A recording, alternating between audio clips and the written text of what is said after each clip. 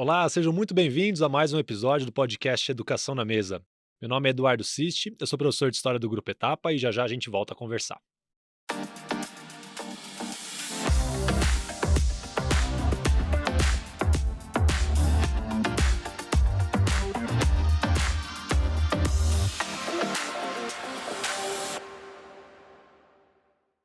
E antes da gente começar essa conversa, eu gostaria de te convidar para nos seguir no canal no YouTube Educação na Mesa. Ativa as notificações que você recebe os alertas dos novos episódios e lá também você encontra os episódios anteriores. Hoje o tema desse episódio é sobre aprovação em medicina, a gestação de um sonho. É um tema bem interessante, vai interessar para muitos alunos. Eu tenho aqui apresentando comigo o professor de português do Grupo Etapa, Rodrigo Mutuca. Tudo bem, Rodrigo? Tudo ótimo, Eduardo. E contigo? Maravilha. E também, participando aqui dessa conversa, a Bruna Mendes, que é ex-aluna do curso Etapa, que foi aprovada em medicina. A gente vai falar bastante sobre a trajetória dela aqui nessa conversa. Tudo bem, Bruna? Tudo ótimo, Du. Vamos lá então. Bruna, antes de falar sobre a sua aprovação em medicina, eu queria retomar um pouquinho. Quando você entrou no curso Etapa, eu estava dando aula tranquilamente e eu vi uma aluna anotando tudo, né, participando, e você fez uma pergunta, e na época ainda da pandemia, a gente estava tudo de máscara, mas eu tive a impressão que eu já te conhecia de algum lugar. E aí no final da aula você falou: "Du, é você?" E eu falei: "Sim, sou eu e você é a É, Bruna". A gente já se conhece há bastante tempo, né, a gente ia junto para o é. colégio, e quando eu vi você de novo, né, na sala de aula, eu fiquei me perguntando: "O que a Bruna está fazendo aqui?". E geralmente essa é uma surpresa boa, porque quer dizer que você voltou a estudar, quer dizer que talvez você tenha algum interesse, né, novo. E eu queria então que você contasse um pouco dessa sua trajetória, né, da sua experiência anterior, que eu sei que você fez uma primeira faculdade. Queria que você comentasse um pouquinho como foi esse percurso, do primeiro curso que você fez e voltar ao cursinho para prestar medicina. Bom, Du, tudo assim, foi uma trajetória bastante longa desde a época que a gente teve contato. Muito longa, Você devia ter uns 11, 12 anos, eu era um por pouquinho aí. mais velha, devia ter uns 15, 16, estava no ensino médio. E naquela época, o meu sonho era fazer farmácia. Eu acreditava que através da farmácia, eu tinha a visão do farmacêutico como o cara do balcão que um pouco clinica, aplica injeção, vende remédio, prescreve, faz um monte de coisa, aquele farmacêutico do bairro, da cidade pequena. E aí eu prestei vestibular, eu entendia que era farmácia, o que eu queria, e eu lembro que na época minha mãe ainda falava assim pra mim, quando eu tinha 17 anos, falava: "Por que que você não tenta medicina? Eu acho que é mais seu perfil", porque eu estava com uma ideia de farmácia que na verdade é o que o médico faz, né. E aí eu acho que também quando a gente é adolescente, a gente tem algumas crenças autolimitantes também, sabe. Como eu estudava em escola pública a vida toda, então eu pensava assim: "Bom, medicina é o curso mais concorrido do país, eh, vou competir com pessoas que estudaram no Porto Seguro, no Etapa, enfim, em escolas muito melhores, acho que para mim não dá, não sou desse tamanho aí". E então eu insisti na farmácia, fui, e aí quando a gente começou a estudar, eu sou da turma 3 da farmácia da Unicamp. E aí a gente começou a estudar, a gente nem tinha prédio ainda, a gente parasitava o prédio da Faculdade de Ciências Médicas, então eram os professores da medicina, o ciclo básico tinha muitas coisas em comum. E aí lá eu comecei a ver que talvez a minha mãe poderia ter razão, né. E eu cheguei a tentar alguma vaga remanescente para medicina, fazer alguma transferência na época, mas assim, é dificílimo, né, não surge vaga remanescente.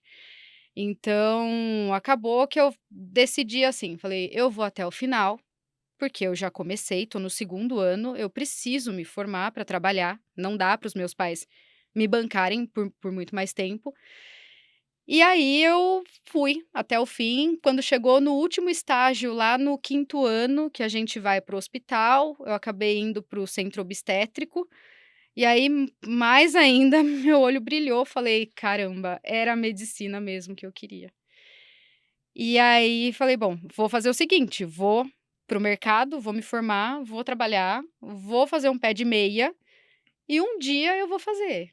Assim, eu vou ter isso como um plano para mim. Se a minha carreira for legal, bacana, eu vou tocar a minha carreira, mas eu vou ter sempre isso, assim, como um plano aqui guardado na gaveta, sabe. Eu achava que ia acontecer lá quando eu me aposentasse, eu não achava que ia acontecer agora. E aí fui para o mercado, trabalhei em multinacionais, trabalhei na Roche, na Linde, na Air Liquide, viajei para vários países. E eu acho que dentro do meu trabalho eu consegui encontrar maneiras de fazer o que eu gostava. Então eu trabalhava com treinamento médico, ia para as UTIs, ia na beira do leito, então era um cargo bastante técnico, e aí eu acabei me realizando ali no meu trabalho. Eu já tinha uma carreira de uns 10 anos, aí vai chegando aquele ponto que você fala assim: "Ah, agora eu não vou abrir mão para voltar para trás, né, pra estudar tudo de novo, voltar para o cursinho". Mas eu sempre pensava assim: se um dia as coisas mudarem e não tiver mais legal como tá agora, eu vou voltar tudo para trás, porque agora eu já tenho algum pé de meia, né, eu me aperto, volto morar com a minha mãe e a gente dá andamento nesse sonho. E foi aí que, assim, em 2018, trocou minha gestão, e aí tudo muda, né, quando muda o gestor numa multinacional, aí já às vezes você tem que se provar tudo de novo, muda a dinâmica completamente, muda a equipe, e já não estava mais tão legal, assim, já não estava satisfatório. Eu já estava namorando o Alano, a gente já tinha se conhecido, e o Alano ele tinha uma história parecida com a minha, ele fez farmácia e depois fez medicina, ele estava no quarto, quinto ano. E aí a gente começou a namorar, e aí eu engravidei, a gente já estava noivo. Aí quando eu engravidei que a gente viu assim: "Bom, essa carreira que eu tenho não vai dar para conciliar com a maternidade", porque eu viajava demais. E os dias que eu estava na minha base, eu morava em Jundiaí, minha base era no Morumbi, então era muito trânsito, era impraticável, não ia dar para conciliar com a maternidade. E foi aí que o Alano virou para mim um dia e falou assim: "Viu, o que que você acha da gente resgatar aquele seu sonho lá?". Aí eu parei e falei: aquele lá?". O de estrelinha, assim. Ele falou: "É, a medicina. E aí, o que que você acha?". Eu falei: "Mas você sabe que você ia ter que segurar as contas da casa, né, um tempo". Ele falou: "Não, tranquilo, né, eu já estou formado, já, né, tenho um bom salário, então eu acho que você podia ir, né, sem pressão. Assim, fica aí 2 anos tentando, vai lá, né. Você tá grávida, então, assim, não, né, não precisa se matar também, né". Aí foi aí que a gente tomou essa decisão, assim, de repaginar a vida, sabe. E foi muito antes do que eu imaginava, eu esperava que ia ser bem mais pra frente, assim. Mas se a gente não tem esse apoio, né, igual a gente estava conversando antes, né, é um projeto de família, porque quando a gente é adolescente, normalmente a gente não tem dinheiro, e a gente precisa que alguém banque a gente. E arrumar um trabalho em tempo integral é praticamente impossível fazendo medicina, que é um curso integral. Então não tem como você trabalhar de dia e estudar à noite, como a maioria das profissões. Então precisa ter uma estrutura financeira por trás. E quando você é adulto, mais velho, e você já tem o seu pé de meia, e às vezes até você consegue se segurar, né, na faculdade, mas você tem, um filho, aí você precisa de apoio de pessoas para olharem o teu filho. Então não tem jeito, porque é uma demanda muito grande de tempo, de dinheiro, então quando não é uma coisa, é outra. No meu caso, eu preciso do meu marido para levar meu filho para a escola, para buscar, né, e ele vai período integral na escola. Eu saio de casa às 5h20 da manhã, então ninguém acordou ainda quando eu tô saindo. Eu chego já é mais de 8 da noite. Então, se não tem ali aquela estrutura, né, de pessoas para te ajudarem a cuidar, eh, fica inviável mesmo, é impossível. Você estudou farmácia para depois realizar seu sonho de medicina. Eu imagino se na sua adolescência você já tivesse entrado direto em medicina, provavelmente você não teria feito farmácia. Então a gente pensa o seguinte: poxa, Como teria sido melhor entrar em medicina lá com 17, 18 anos? Só que eu queria fazer uma pergunta pensando no aspecto contrário. O fato de você já ter feito uma faculdade, já ter trabalhado, né, criado uma carreira de praticamente 10 anos, que tipo de benefícios você acha que isso daí traz para você, agora estudante de medicina? Eu acredito que, assim, existem dois vieses, né, do ponto de vista técnico, científico, assim, o curso de farmácia ele não é tão diferente da medicina, então, do ponto de vista de ciclo básico, ser farmacêutica me ajuda demais, porque, eu já estou familiarizada com os conteúdos, né, não é a primeira vez que eu estou vendo, então muitas coisas eu estou relembrando. Então, do ponto de vista técnico, a gente tem, né, essa questão de ter muito mais facilidade, já não é o primeiro contato mais com aquilo. Do ponto de vista, humano, eu acho que o ganho é imenso, porque como eu já trabalhei, já tive contato com outras pessoas, já dos mais diferentes perfis, tribos e então eu acho que a gente fica mais resiliente, já tem mais tato para lidar com os colegas, com os professores, a forma de estudar, como eu já fiz uma primeira graduação, a gente sabe, né, que o meio universitário, o estudo universitário é muito diferente do estudo até o colegial, até o ensino médio. Então, estudar na faculdade já exige uma outra malícia que até o ensino médio a gente não tem. Então o fato de já ter feito a primeira graduação, já é muito mais tranquilo. E aí eu acho que não sei se é um benefício da idade ou se é um benefício da experiência de não ser mais a primeira vez. Mas eu entendo que a gente fica mais resiliente também, sabe? Quando a gente é novinho, a gente quer, assim, o 100% em tudo, né. Você não sabe muito bem o que escolher, o que que vai ser relevante para tua carreira, o que que não vai, você se apega a tudo nos mínimos detalhes. E quando a gente é mais velho, a gente já abre mão dos perfeccionismos, a gente já não tem mais tanta necessidade de se provar, né, acho que é isso. Bruna, quando você voltou ao cursinho, eu imagino a dificuldade que tenha sido, né, pela decisão de voltar a estudar, de prestar o vestibular, que é o mais concorrido do Brasil. Queria que você comentasse um pouquinho como que foi esse retorno, você voltando às aulas, tendo que estudar alguns assuntos que provavelmente você não via há muito tempo, que tipo de dificuldade você encontrou e como que foi essa adaptação ao longo do ano de cursinho?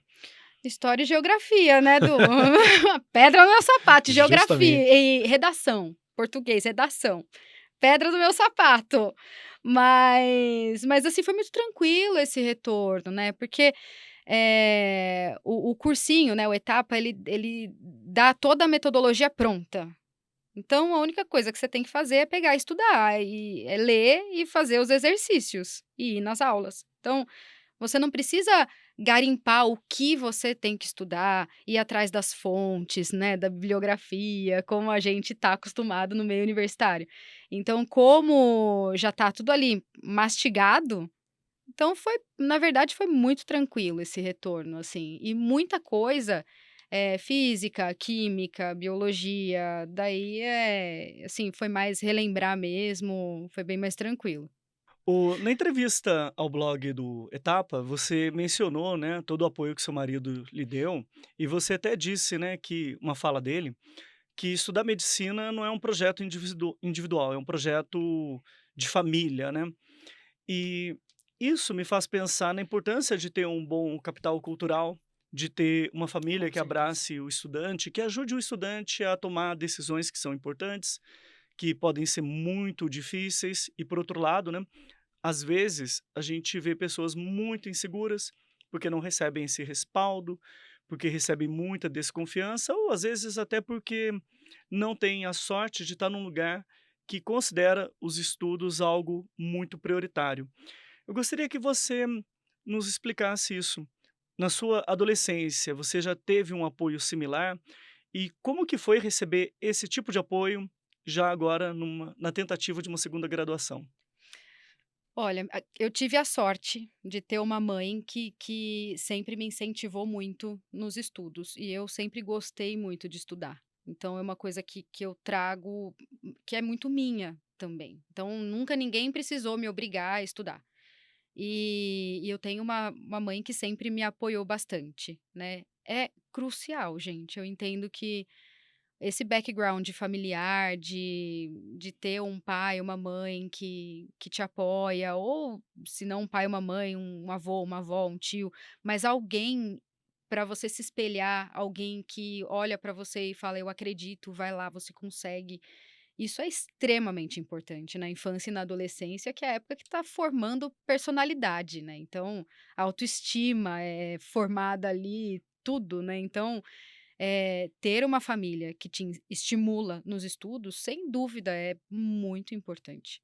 Eu diria que para fazer medicina é fundamental, né, porque como eu disse, diferente das outras carreiras que dá para você trabalhar de dia, estudar à noite e fazer seu caminho sozinho, a medicina é mais difícil. Então, esse apoio familiar é muito importante. Você disse agora há pouco, né, para o Eduardo, que voltar a fazer aulas foi um negócio assim fácil, entre aspas, né? Porque vinha tudo muito mastigado. Por outro lado, a gente sabe que tem alunos que assistiram as mesmas aulas que você assistiu e não interpretavam da mesma maneira. Ah, nossa, mas que matéria difícil é essa? Que discurso aparentemente confuso, desconexo, às vezes acontece isso e não por responsabilidade ou por culpa do professor, mas porque existem perspectivas diferentes para assistir a uma aula, né?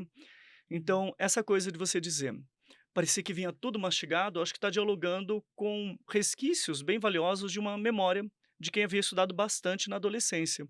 Sim. E nesse sentido, você acha que quem já fez uma faculdade, ficou 5, 10 anos, entre aspas, sem estudar, você aconselharia o cursinho para a pessoa tentar realizar outro tipo de sonho?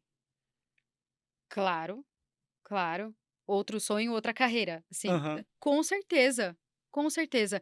Porque, gente, vestibular é persistência, não tem outro caminho, assim, se talvez eu tenha achado mastigado, como você citou muito bem, é porque lá atrás eu já fiz isso muitas vezes. Então, se agora não tá tão mastigado, vai para o cursinho, vai mastigar, vamos fazer. Eu acredito que não tem nada, tem alguém fala, não sei que pensador que é esse, mas um dia alguém me falou que não tem nada que você faça 1000 vezes e você não fique bom. Então, assim, vou fazer 1000 simulados, eu vou cronometrar, eu vou pegar os exercícios de história e eu vou destrinchar isso daqui, eu vou fazer 1000 exercícios. Eu vou pegar as provas dos vestibulares dos 10 anos para trás, e eu vou fazer todas. Então não tem como, através da persistência, você não conseguir.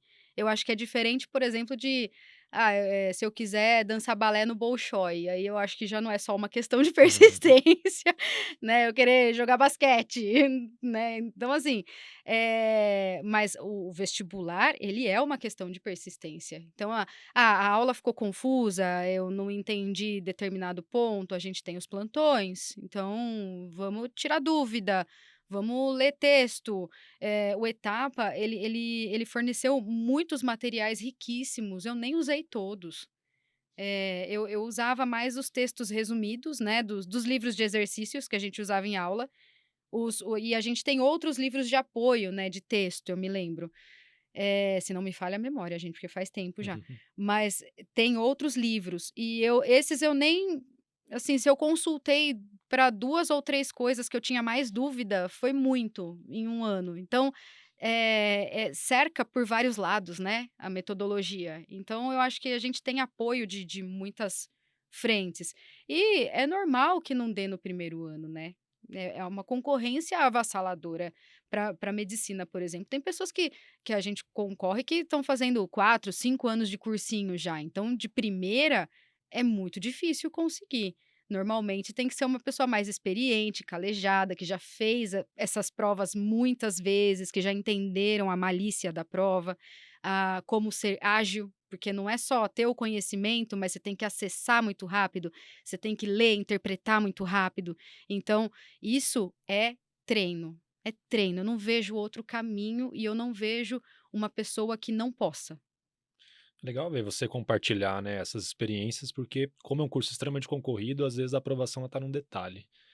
Mas eu vejo, assim, um aspecto comum, você com outros alunos aprovados, a gente teve até gravação de um episódio com o Lucas, né, que foi um aluno aprovado na São Francisco, em Direito na USP, e observando em sala de aula eu via esse padrão entre vocês, que é uma atenção plena em sala de aula.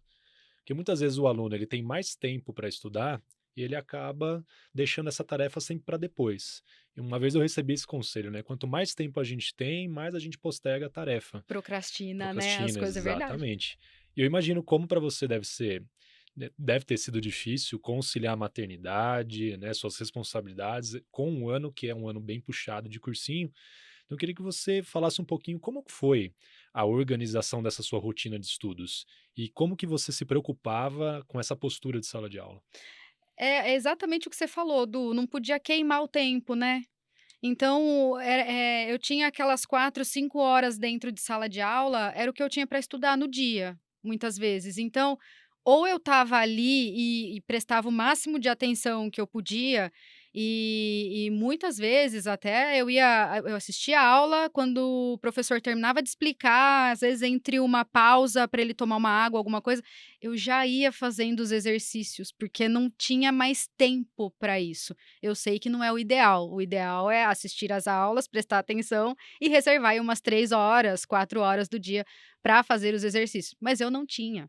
Então, aquele tempo tinha que ser muito bem aproveitado, não tinha como.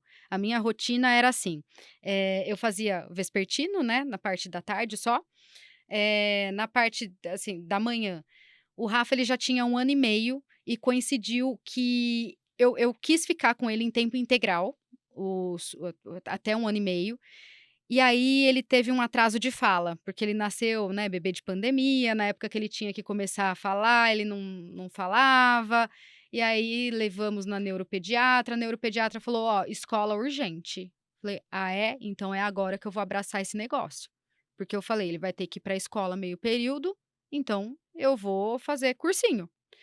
E então, assim, na parte da manhã eu ficava com o Rafa, cuidava dele, tinham terapias para fazer, então levava ele na fono, na TO, na fono, TO e psicóloga. Levava, ele passou por uma investigação de autismo aí de 2 anos por conta desse atraso de fala, no fim foi descartado, mas era uma rotina, né, intensa de terapias, e então levava ele nas terapias que todo dia da semana tinha, e lá eu acabava estudando na sala de espera dos consultórios, então pegava essa 1 hora de terapia, eu ficava fazendo exercício, aí ele saía, eu já estava com a marmitinha dele de almoço, já dava almoço para ele lá mesmo, deixava ele na escola, ia para o cursinho. Aí lá no cursinho, estudava esse tempo, a gente saía era umas 6h35, né, se eu não me engano, chegava em casa umas 7 da noite e o meu tempo era dos meninos. Não dava para eu me trancar no quarto, eu tinha que fazer a janta, eu tinha que arrumar a casa, lavar roupa e cuidar deles, né, então, o meu tempo era para eles. Eles dormiam lá para umas 10 da noite, e aí eu pegava para estudar. Aí eu ia estudar até umas 2 da manhã, por aí. Aí eu dormia, aí no dia seguinte acordava às 8, eu, o Rafa, e tudo começava de novo. Então, graças a Deus ele dormia a noite inteira, que foi o que me ajudou bastante nessa época, mas aí tudo recomeçava. Então eu não tinha uma janela muito grande para estudar por conta. Então por isso eu tinha que aproveitar esse tempo. Vocês 2 falaram bastante, né, do uso consciente do tempo e dessa questão, né. Quanto mais a gente percebe que o tempo é precioso, menos a gente pode desperdiçar, usar de qualquer forma. Agora você está fazendo faculdade de medicina, seu método de estudo, em que medida ele é similar àquele do cursinho? Em que medida você teve que adaptar outras técnicas? Como que está seu dia a dia agora? Olha, o que tem de em comum, assim, hoje é a questão do não procrastinar, né, gente, porque medicina é um curso que tem muito conteúdo. Então, até a gente estava fazendo uma reflexão sobre o vestibular esses dias, eu e os meus colegas de turma, a gente estava falando, né, poxa, o vestibular bota a gente para decorar tanta coisa e cobra tanta coisa e tão rápido, né? Hoje a gente entende o porquê o processo seletivo é dessa forma, porque ali está medindo a tua capacidade de assimilar conteúdo, que é uma competência que na medicina é cruel, o tanto de conteúdo que a gente tem que saber e acessar rápido, porque o paciente entrou no consultório, você tem que saber o que você vai fazer com ele, então e rápido, né, e cada um traz uma demanda diferente. Então, a gente entende que sim, é muito conteúdo e não dá para a gente deixar acumular. Então, assim, esquece para mim como mãe, tendo a responsabilidade de uma casa, de uma criança, deixar para estudar na véspera ou na semana da prova, sem chance, para mim vai dar ruim. Então, eu tenho que ir, à medida que eu vou tendo as aulas, os dias que eu venho de fretado para São Paulo, por exemplo, eu aproveito muito o fretado, esse trajeto para estudar. Então, porque o tempo, como eu saio muito cedo, chego muito tarde, o tempo que eu tô lá continua sendo para eles. Final de semana, para eles. Então, o tempo que eu tenho é deslocamento de fretado, uma janela ou outra, apesar que, por exemplo, a janela que a gente tem de sexta à tarde é do Rafa, já. Então, sexta é o dia que eu pego ele mais cedo na escola, levo ele na natação, a gente faz um passeio, algum programa de mãe e filho. Então, assim, todo o tempo que eu tenho fora da faculdade acaba sendo dedicado a eles, e já é bem pouco, se for pensar. Então, precisa otimizar. Então essa questão de não procrastinar é, assim, fundamental, especialmente na faculdade, é muito pesado, assim, é muita coisa. Eu vejo que muito do que você fala gira em torno de gestão de tempo, né? É. Eu já tive contato com alguns alunos, inclusive que estavam prestando universidades estrangeiras, e um desses alunos me mostrou um cronograma que ele fez semanal. E ele fazia um punhado de coisas, né? Ele fazia judô, ele tinha uma banda, ele tinha vida social, olha que incrível. Uau. E ele me contou que quanto mais tempo ele tinha, menos tarefas ele fazia. Que só a organização deu a ele, né, muito mais maturidade para perceber que era possível encaixar isso dentro de uma rotina semanal. E É acho que é verdade. importante você compartilhar essa experiência sua, né? Porque você tem uma trajetória que não é comum, né? Hum, Quantas mães de filhos recém-nascidos a gente viu passando em medicina, né? Eu, pelo menos, não tenho isso na uhum, minha lembrança. Então é legal você compartilhar essa história, né? Porque às vezes a gente fica pensando, esse curso não é para mim, esse vestibular é muito concorrido, eu não vou conseguir. Mas dependendo da forma como a gente se organiza, a gente consegue fazer, né, esse sonho virar uma realidade. E, Bruno, agora falando sobre faculdade também, né? O Rodrigo já tocou no assunto. É comum também que alguns dos nossos alunos idealizem a faculdade, principalmente no primeiro ano, né? A gente vem com uma série de expectativas. Eu acho que você teve isso com o curso de farmácia que você sim, é mencionou, né? verdade. A postura do farmacêutico, o É. ofício. E eu queria que você contasse um pouquinho como que tem sido essa relação agora, Bruna, no primeiro ano da medicina em Pinheiros. O que que você esperava, né? O que acabou acontecendo ou não aconteceu nesse primeiro ano? Ah, eu tô vivendo o sonho, né. Acho que é o que eu imaginava, é o que eu queria. Eu acho que o fato de eu ter um marido médico e eu acompanhei muito essa trajetória dele, aluno, recém-formado, especialização, plantão sábado à noite, que é o que dá para pegar, é o que sobra. Então, assim, e até chegar na rotina de consultório. Então, por eu ver no dia a dia essa realidade, então eu acredito que eu tenha entrado já com uma expectativa bem realista, sabe, do curso e da profissão. Então, assim, eu entro naquela faculdade e eu não tem como não agradecer, assim, todos os dias, todos os dias. O primeiro ano ainda, você tá em choque, né. Primeiro ano a gente brinca que, a qualquer momento você fica pensando que a Fuvest pode te ligar e falar assim: "Houve um equívoco, na verdade você não foi aprovado". Então, a gente vive ainda esse choque de achar que não, não, teve um engano, não era pra eu estar aqui. Mas aí depois a ficha vai caindo. É lógico que tem aulas que não são tão boas assim, que não é nem todas as aulas são aulas do cursinho, né, que é tudo show e professores popstars, enfim, né. Tem aulas que não são tão legais, né. Mas a parte, assim, prática, que é a propedêutica, né, que é a arte mesmo de clinicar, então é a matéria que você vai para o hospital, você vai ver paciente, você vai aprender a percutir uma barriga, você vai auscultar um pulmão, um coração. Eu acho que, assim, quem gosta de medicina, é a hora que você se realiza ali, né, é bem legal. Então é o que eu sonhava, minha expectativa ainda tá dentro aí, e dizem que no ciclo clínico melhora, né, o ciclo básico ainda é muita decoreba, muita teoria, e aí a partir do ano que vem, que é terceiro e quarto ano, que é ciclo clínico, já vai ficando mais mão na massa, mais médico mesmo, né.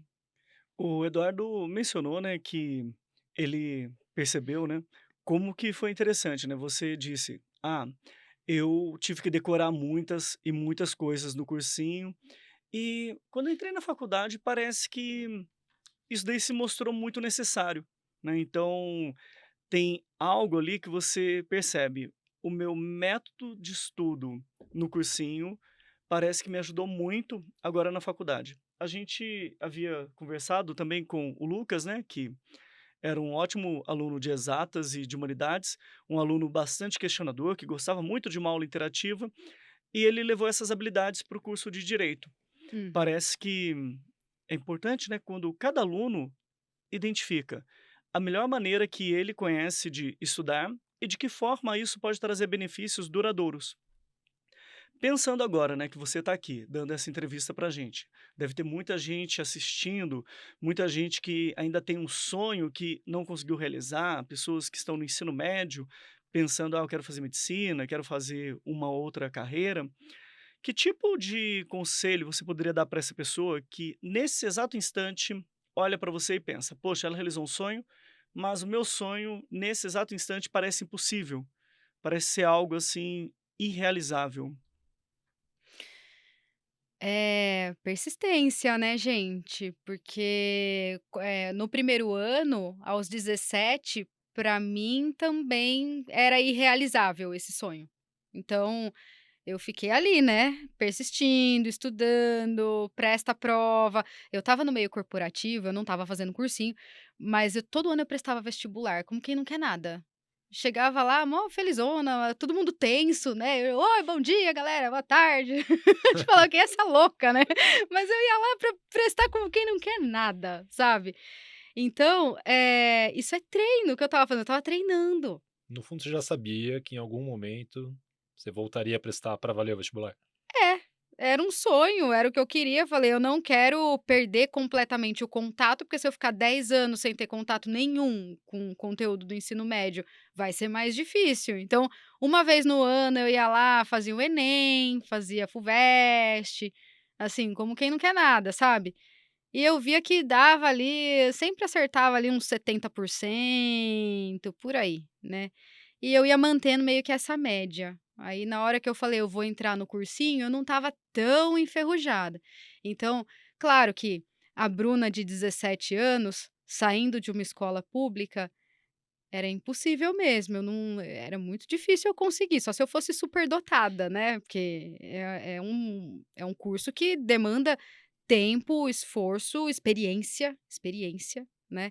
E até o que você falou, a metodologia de estudo, mais adequada para nós, é com autoconhecimento que vem. E como que a gente se conhece? Amadurecendo, vivendo, treinando, né. A gente tem CFC, mas como que a gente sabe o tipo de motorista que a gente vai ser? Uhum. Dirigindo. Olha, você vai ser Então uma ótima garota propaganda para os nossos simulados, hein? mas, ó, fiz todos, todos. Minha mãe ficava com o Rafa no final de semana, porque era de sábado, né, ela ficava com o Rafa e eu ia lá fazer presencial, eu não fazia online. Porque online é muito fácil desviar a tua atenção, você não consegue simular o ambiente real ali de uma prova, né. Sempre eu ia estar em casa fazendo prova, o Rafa ia vir bater na minha perna, mamãe, né, chamar algo, então assim, aí perde totalmente o foco. Então, eu fazia presencial. E gente, a chave, o meu treino, se eu falar para vocês, meu método foi 200% prático. Assim, pouca leitura, porque eu não tinha tempo mesmo de ficar lendo, e muito simulado, muito exercício, muita questão. Não deixava acumular os exercícios do dia, né, de um dia para o outro. Então, a gente tinha na média de uns 50 exercícios por dia, uns 10, 12 por aula. E aí eu já ia fazendo no dia, não deixava acumular, porque no dia seguinte iam ser 100, no outro dia 150, até que chega uma hora que você não consegue fazer tudo o que você precisa. Então, é treino, é persistência. Hoje pode parecer irrealizável com o preparo de hoje, mas aí o que a gente faz? A gente se prepara, e aí vai ficando cada vez mais próximo, né, mas para ninguém é impossível. Nossa, Bruna, é muito bacana ouvir você falando, porque quando eu vi a notícia de que você tinha sido aprovada em algumas universidades, fiquei muito feliz, claro, né? A gente sempre gosta de ver nossos alunos sendo aprovados. E você saiu muito na mídia também, ela ficou famosa, viu? Saiu em vários portais. E, Rolou até hate, gente, vocês ó, viram? Rolou teve até hate? Não. Ó, teve, ah, então você até tá isso famosa mesmo. até isso teve hate. Mas é curioso porque a pessoa que olha só a manchete, talvez ela tenha essa sensação, né? Uma mãe acabou de ter um filho, fez apenas 1 ano de cursinho e foi aprovada nas maiores universidades de medicina. Só que a sua história mostra que não foi do zero, né? Você não começou a Não. estudar ali naquele ano de cursinho. Você já vinha desde lá de trás se preparando para isso, né? Não que todos os nossos alunos vão ter a mesma trajetória que você, fazer 10 edições seguidas de vestibular, É, mas é importante que fique claro que não é algo que vem assim de repente, que é uma construção, é a gestação de um sonho mesmo, né, que você exatamente. fez. É construído, não é do nada. É muito importante a gente frisar isso. É muito suor, é muita transpiração, é muito fazer exercício, muita prática, muito treino. Não tem outro caminho. Sim. Bom, Bruna, felizmente nosso tempo está acabando. Passa rápido, você viu? Pena, Passa rapidinho, né? voou. Passa rápido. Mas queria agradecer sua presença, foi Eu que bem legal agradeço. aqui sua entrevista, seu relato. Espero que sirva para muita gente que está assistindo o episódio, né, pensando em prestar medicina. Muito obrigado, viu? Obrigada a Obrigado. vocês, gente, pela Foi um prazer oportunidade. conversar contigo. Obrigada. E dessa forma, a gente encerra mais um episódio do podcast Educação na Mesa. Vale lembrar que você pode seguir a gente no canal ali no YouTube.